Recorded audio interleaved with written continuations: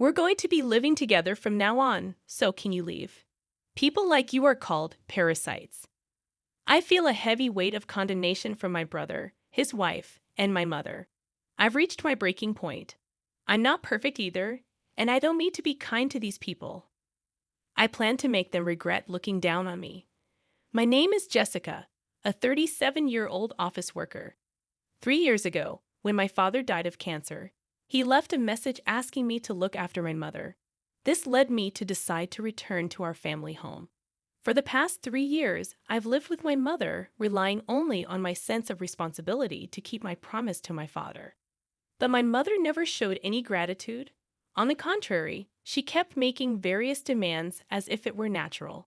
I'm going out to eat with the neighbors. Give me some money. Prepare money for tomorrow.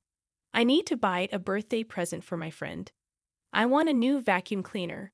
Ours is old, so get the latest one. She keeps throwing all sorts of demands at me. If I refuse, she gets furious and becomes uncontrollable. So basically, I comply with her requests. Managing the money I give every time is cumbersome. So, I acknowledged her as an additional cardholder and set up a separate main account for the card debits. This way, I only need to transfer a lump sum to that account. As a single office worker at this age, I've worked for a long time and have a high salary. Furthermore, I've been investing in stocks since I was young, so I have considerable savings and assets. Of course, I wouldn't tell my mother about this. She's always been a spendthrift, so it's clear she'd waste it. But for now, even if she squanders money, it's not particularly problematic. Unaware of this, my mother continues her wasteful spending while I try to save as much as possible. Our monthly expenses amount to about $4,000, with the majority being my mother's spending. I fully understand that it's wasteful, but changing the situation isn't easy. I'm not strong enough to abandon my mother. Complicated feelings toward my family get in the way. I wonder if valuing family is hypocrisy or a weakness. The main reason I continue this distorted life is the promise I made to my father.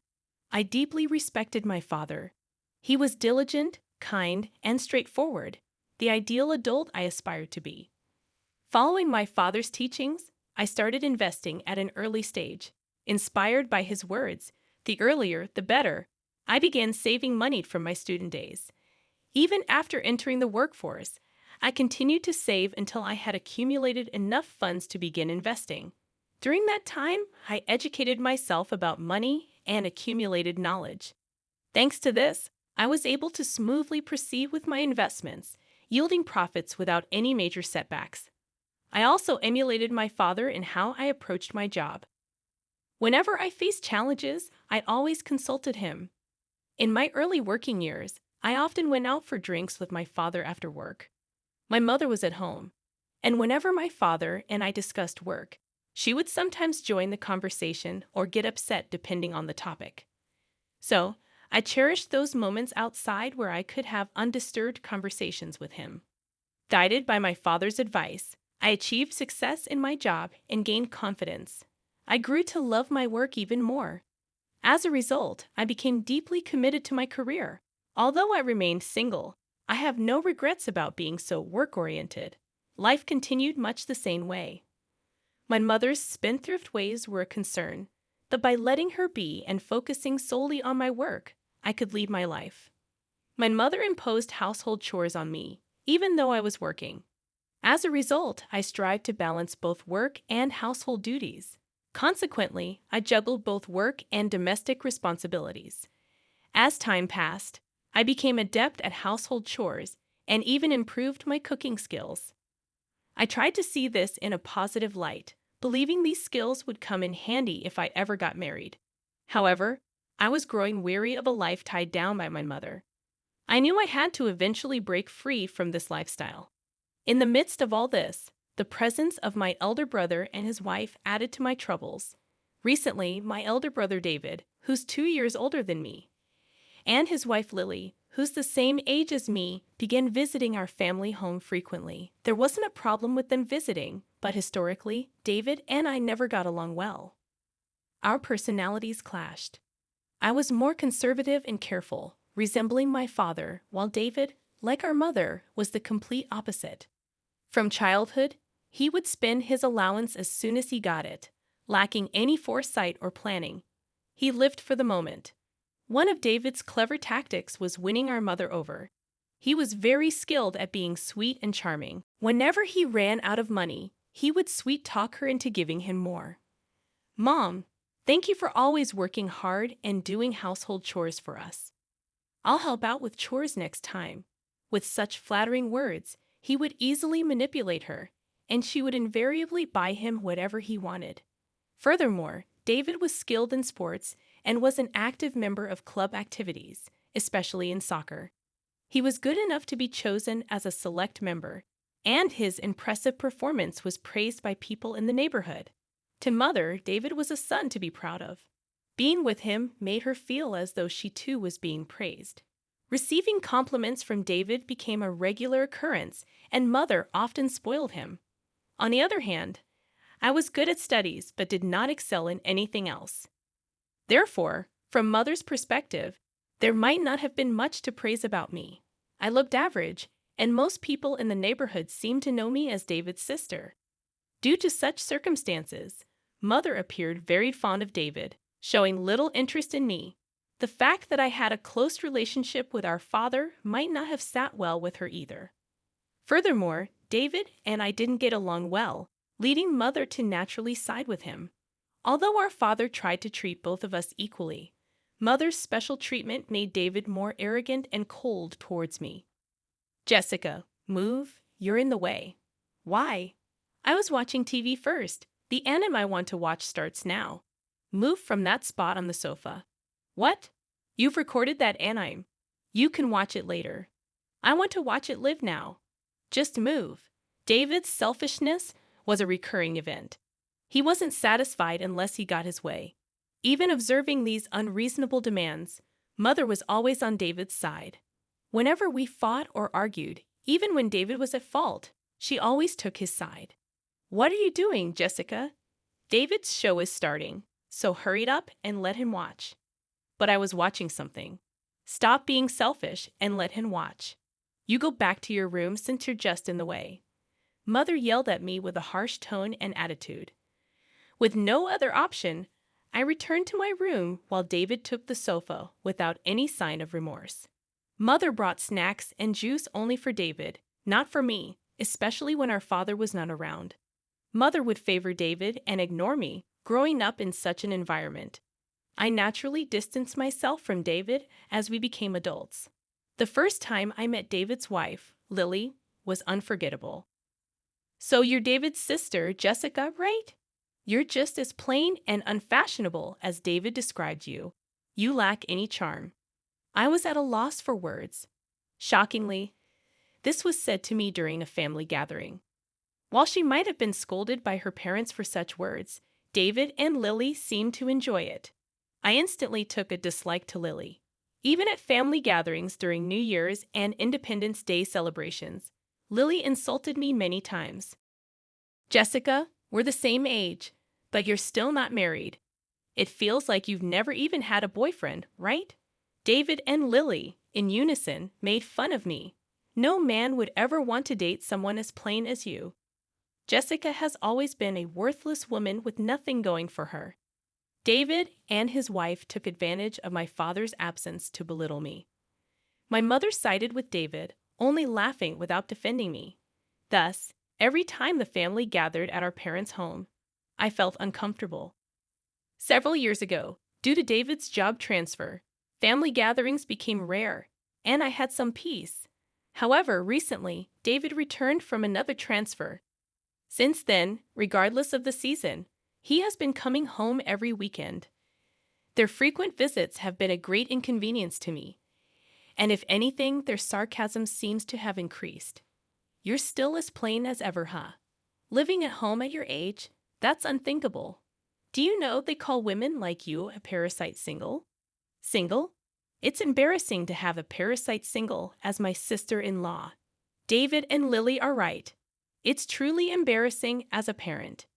Ignoring the fact that I support my mother's lifestyle, I shut myself in my room whenever David and Lily belittle me like this. Even though David and his wife don't particularly want to spend time with me, I often notice that they go out to eat with my mother. During these times, I quickly prepare and eat my dinner, then return to my room after cleaning up. This way, I can work in my room without much contact with David and his wife. However, the frequency of their visits increases day by day, and it seems my mother treats them to meals every time. I was surprised many times when I saw the credit card statements. They often went to high-end wine bars or barbecue restaurants. Moreover, most of the designer items David and his wife wore were bought by my mother. I couldn't help but question the situation where my mother lavishes them with gifts and treats, and they accept it as if it's their due. At the end of my patience, I once confronted my mother about it. "Mom, you're spoiling David and Lily too much with the dining out and all. They both work, so why don't you let them pay sometimes?" When I said this, my mother's face turned bright red with rage. "Who do you think you were lecturing me? How I spend my money on David and Lily is my business. Have you forgotten the favor of letting you live in this house?" Mother raised her voice and exclaimed. It seemed she felt as though she was doing me a favor by letting me live with her, which took me by surprise, considering she's been depending on my income and everything I've done for her. The only reason I live at my childhood home is to honor a promise I made to my father. It's not because I want to be with her. It seems Mother shared our recent spat with David and Lily, and they came to the house a few days later and said the following. "Jessica, enough is enough. The only reason you've been able to live in this house is because of Mom. How dare you go against such a kind-hearted woman? People like you are called parasites, Jessica. You should leave this house." "Excuse me? You heard us, right? We're going to be living here with Mom from now on. Could you please leave?" Parasite burden. The couple, along with Mother, lashed out at me fiercely. My patience was at its end. I'm not a saint. I can't see a reason to be kind to these people any longer. It's too late for them to regret the way they treated me. At that moment, I decided to get my revenge on David, Lily, and Mother. "I understand. If I leave, you'll be satisfied, right?" When I said this, the couple grinned maliciously. "Remember what you promised. If you're still here the next time we come, we won't hesitate to kick you out." Finally, the day has come for us to live in this house. Let's have a wonderful life together, Mom. Yes, I'm very excited. It will be wonderful living with David and Lily. It will be such a joy. As David, Lily, and Mother cheerfully chatted about such absurdities, I went back to my room and immediately started looking for a new place to live. I'm not particularly picky about the size of my living space, so I chose an affordable apartment near my workplace. It's in a building with secure entrances and is close to a supermarket, so I felt safe there. I immediately arranged for a moving company. When I informed Mother about the moving date, she apparently contacted David and Lily right away. About a week later, I completed the move. It seems Mother didn't even want to be with me anymore. She went on a vacation with the couple for several days. They scheduled their return to coincide with the day David and Lily would move their stuff into our family home. As expected, Mother called me soon after. "Jessica, what is going on? Why are the furniture and appliances gone?" "Well, I bought them with my money, so it's only natural for me to take them with me." "What are you talking about? Don't be ridiculous. They were all bought by me. Did you forget that you begged me to replace the furniture and appliances, and I bought them for you? I paid for them with my money. Anyway, all the money you've been using is from me. Stop talking nonsense." It seems Mother had forgotten that the card she was using was provided by me. Mother only remembers things that suit her, but I didn't mind. I casually ended the call. Eventually, Mother decided to buy new things, but she couldn't buy anything because I had emptied the bank account linked to Mother's credit card. A few days later, I received a call from David. "Mom's credit card isn't working. What's going on? You're the one behind this, aren't you?" David's tone was full of anger, showing that he had a sharp intuition. I just did what was necessary. Saying it's my doing sounded negative. I was kicked out of the house. I used to support my mom's lifestyle, but that's no longer needed. I've emptied the bank account linked to the credit card she's been using. I can't stand her spending recklessly anymore. Wait, does that mean all the living expenses? So far, all the living expenses were covered by me. Didn't you know all the wines and grilled meat you and Lily enjoyed? The designer clothes and bags you wore proudly. Everything was bought with the money of the sister you've been looking down on. Is that so? All this time, we've been unknowingly taking advantage of you. Exactly. How do you feel now, David? How does it feel to realize that your lavish lifestyle was thanks to the money of the sister you mocked? You guys are so proud. It must be humiliating. But you're talented, so earning that much money shouldn't be a problem for you, right?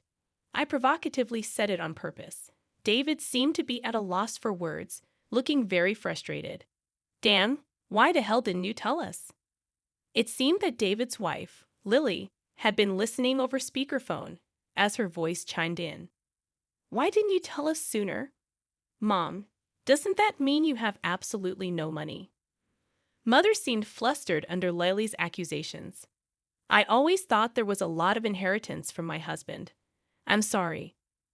While it's true that our father left some inheritance, due to Mother's excessive spending habits, he couldn't leave much. It was for this reason that he advised me to amass as much wealth as possible. I'm sure you all can figure something out, right? I've only done as you told me. David, I'm cutting ties completely with you, Lily, and Mom. So I'm hanging up now. Wait, we're not done talking. Ignoring my brother's protests, I hung up the phone and blocked his number. Later on, I received emails from both Mother and David asking for help. From these, a new revelation came to light. Apparently, David had quit his job, assuming he'd have a leisurely life living off the presumed family wealth. With the constant luxury he was provided, it's not surprising he had such a misconception. Currently, David and his wife are working part-time jobs, barely affording basic household items. Their extravagant past lifestyle is no more, resulting in endless arguments between David, Lily, and Mother. Every time they argue, I receive emails from both parties expressing their desire to live with me. Of course, I've cut ties and simply ignored these messages. Presently, I'm enjoying my comfortable life alone, with no need for any relationship with David or Mother. I believe I fulfilled my promise to my father. I'll continue to work and invest, aiming to increase my assets, and little by little, I plan to explore the worlds of romance and marriage.